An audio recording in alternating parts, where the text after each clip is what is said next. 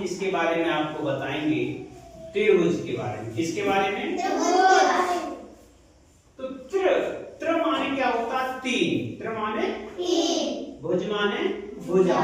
तो तीन भुजाओं से बनी बंद आकृति को त्रिभुज कहते हैं। समझ में आ गया?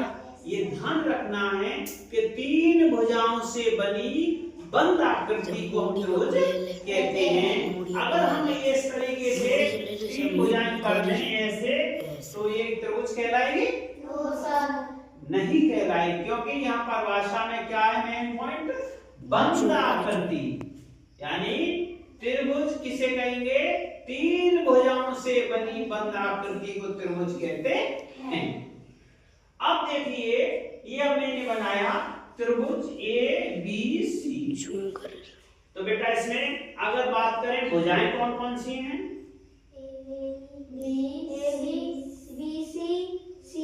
वेरी गुड, गौरी ने बहुत सही बताया, ABCC। तो त्रिभुज में भुजाएं कौन से हो गए? तीन। कोण कितने हैं? कोण A, कोण B, कोण C। कितने कोण हो गए? तीन। शीर्ष कितने हैं? शीर्ष माने ये ऊपर का ये सिरा। तीन। A शीर्ष, B शीर्ष, C शीर्ष। तो शीर्ष कितने हैं? तीन। तो मैंने क्या देखा? भुजाओं मतलब भुजाएं भी कितनी? तीन।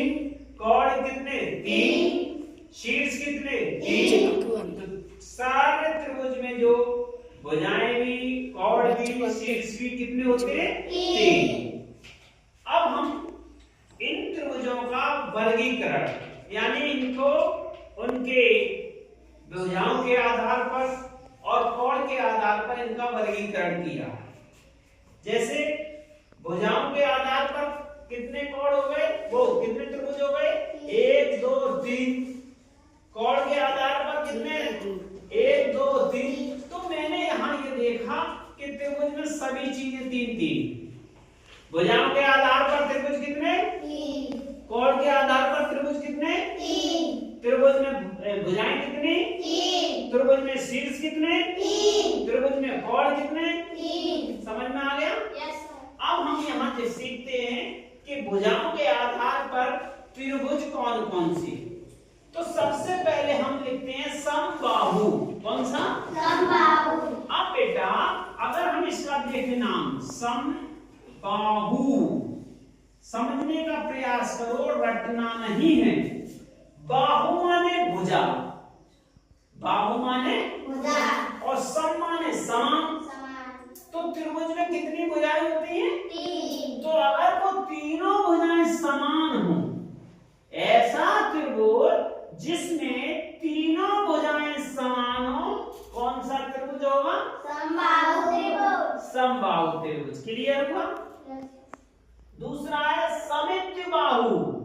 अगर इस नाम को देखें बेटा, समिद्युबाहु, तो समझो सम माने समान, द्वि माने दो, बाहु माने भुजा।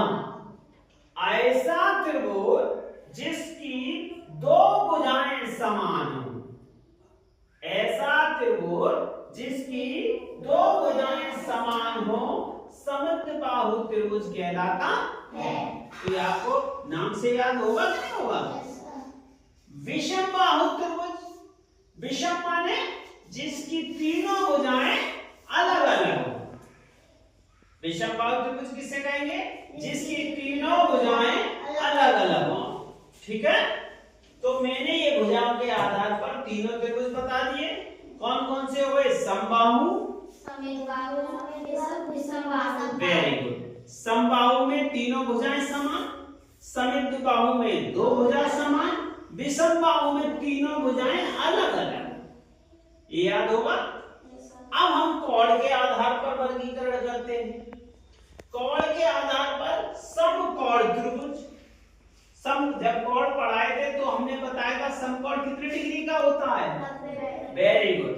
यानी ऐसा त्रिभुज जिसमें एक कोण 90 अंश का हो, एक कोण 90 अंश का हो। देखो इस तरीके से बनता है ये, तो वो कौन सा कहलाएगा? समकोण त्रिभुज। ठीक है। दूसरा है न्यून कॉर्ड त्रिभुज। न्यून कॉर्ड की परिभाषा हमने बताई होगी, बताओ।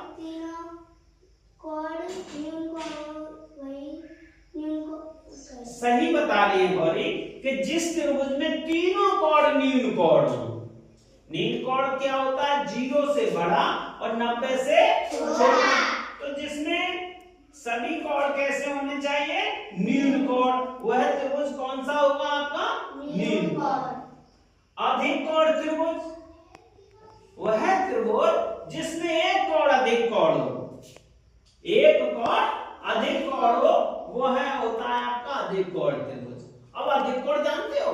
90 से बड़ा, 180 से छोटा।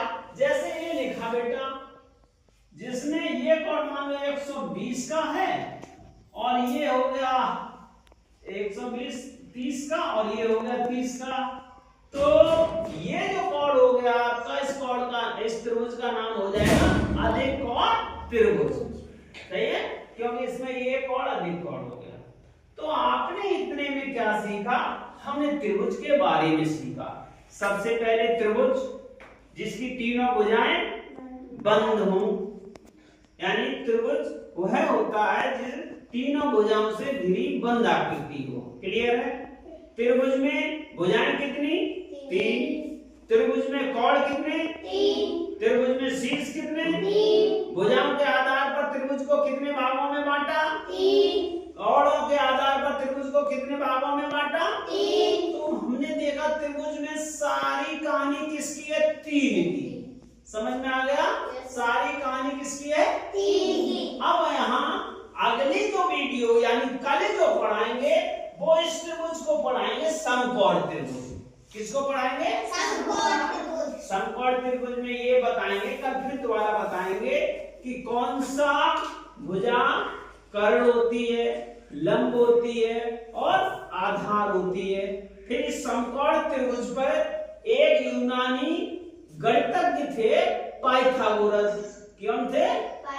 और उन्होंने एक पिरामिड का अवधारणा भी प्रस्तुत की है, उसको हम बोलते हैं पाइथागोरस पिरामिड। इसके बारे में पढ़ाएंगे कल। ठीक है? ठीक है बेटा। अच्छा तो देखिए, चलिए कल पढ़ा।